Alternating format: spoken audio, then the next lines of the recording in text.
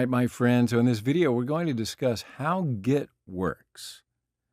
So before we start using Git, I want to explain the very basics of how Git works.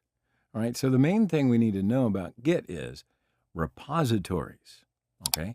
And you call it repo in short, or repos. So repos are containers for projects that you want to track with Git. For example, you could have a repo, which is an iOS project, and it's going to track that mobile app project for you, okay? So a repository can be local, which is stored on your computer, or remote, which is stored on some kind of online service, like GitHub. So we're going to cover remotes a bit later on, but for now we're going to focus on local repositories. So we can have as many repos on our computers as we want to for as many different projects as we want to be involved in. But see, one of the cool things is all of these different repos and projects are going to be tracked independently by Git. So basically, Git repo is a project folder in which Git is going to track the contents for us. For example, let's say we might have a folder on a computer called My Project, or whatever your project's called, and this project is going to be a repository folder, and this repository is being tracked by this .git file. This .git file says that this is a repository right here, right? Because this is at the root level of this project, it means that Git is going to track the changes to any file in this folder, even files and subfolders. So if this .git file was not in the root, but instead in this image folder, let's say, it would only track the changes of this image folder. So it wouldn't be a repository. So now this project file is at the root and the whole thing is a repository, and it's going to track changes to every single file. So if we change this index.js file or image.png file, Git will recognize that and track all those changes. All right. Okay, so let me show you another thing that we'll need to know about Git, and that is called commits. So commits are a bit like save points, right? When you're playing a game, you can create some save points for your projects, save your files at those points, and at some point in time, if you need to, you can always go back to that point and see the saved version of those files at that save point. Now you can create as many different save files and then return to different save files that you want to at any given point. Commits are a little bit like that in, well, just simplistically, in the most basic form. For instance, let's say we have 3 commits right here. So for example, we're starting a project and we're going to build HTML for our project. So at one point we finish a header. Okay, and we say, all right, this is the logical point to create a commit or a save point. So we're going to commit our code and files at that particular time to the commit history. So you can think of commit, which we implemented the header of the page right here. You can think of this as some kind of save point. So then right after that, we might start on a cider of the page and finish that. And right after that, we'll say, yeah, this is another logical save point. And that way we can track the project progress. So here's another commit. We'll make it after finishing the cider of the project. And, you know, it just goes on and so forth. So you just have to remember that. So these are all different commits in the commit history within our repository. So we have 4 commits in here right now. So the best thing is if we want to go back to the 3rd commit or the 2nd commit, we can go back to one of these save points and see what the code is like here. And guess what? You can do all that just by using Git. We can roll back the code to any different commit in it, right here in this commit history. So it's tracking our different revisions of the code as we go along and as we remember to commit. So by working with Git, it's kind of hard for us to lose our progress and our work because we can always go back and see where we've come from, all the project's progress bit by bit. All right, now, before creating a repo, I want to talk about these 3 different stages here. Okay, so we've got our project folder right here, and we want to make some changes. So let's say we have changed the index.js file.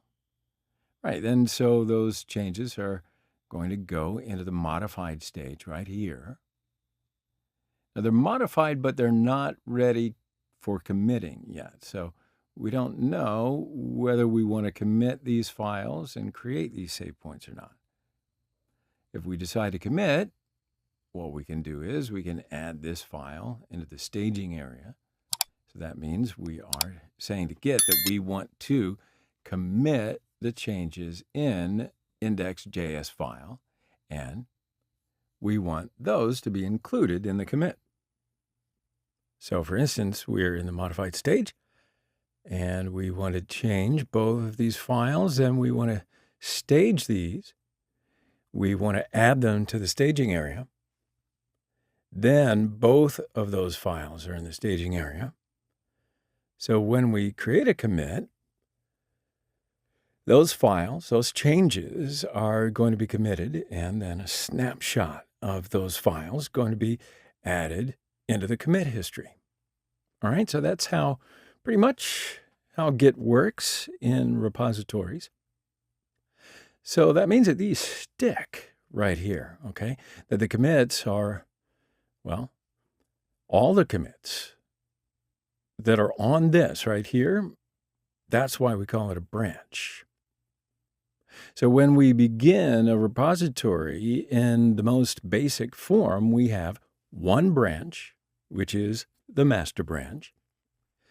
So then in the next lessons, we're going to talk about creating additional branches and why that's important. We're going to create different branches from the master and then merge back later on. Okay, you'll see why that's important. So that means we can work on our new features without altering the master branch code. So yeah, we're going to cover all of that a little bit later, but that's pretty much the basics of how Git works. And we will pause right here and we'll come back in the next lesson. Hello friends, so in this video, we're going to create our first repository. So now we have installed Git on our computer, and that means we'll need to open command line interface. I'm just using Terminal for macOS, so, well, this is iTerm, actually. You can use a different terminal replacement like iTerm or Terminal that's already there by default. You can use Git Bash for Windows, whatever you want. But basically, it needs to be a CLI. Okay, so we do need to open a text editor, though, so I'm just going to use VS Code for my text editor. Of course, you can use whatever text editor you want, like Sublime, Atom, whatever you're comfortable with. We're not going to use any particular feature of any particular text editor, so that's why it's just up to you. But here you can see I've created 2 directories, one called Project 1 and one called Project 2. Okay. So now I'm going to create a repository in each one of these directories. So first of all, I'm going to create a repo for Project 1. Now, the first thing that we'll need to do is navigate into the Project 1 directory where we want to create a repository in our command line. So I'm going to say cd desktop, switch on desktop directory, and then cd git and GitHub. Then inside the Git and GitHub folder, I'm going to open Project 1. And because I've created Project 1 under the Git and GitHub folder on my desktop, this is where I want to create this repository. So how do we go about doing that? Okay, to create a repo, all we need to do is say git init, which of course stands for initialize, hit enter. And that's going to initialize an empty Git repository inside this project. Okay, so now we can see this .git folder. We can expand it, and you'll see all of these different things inside here now.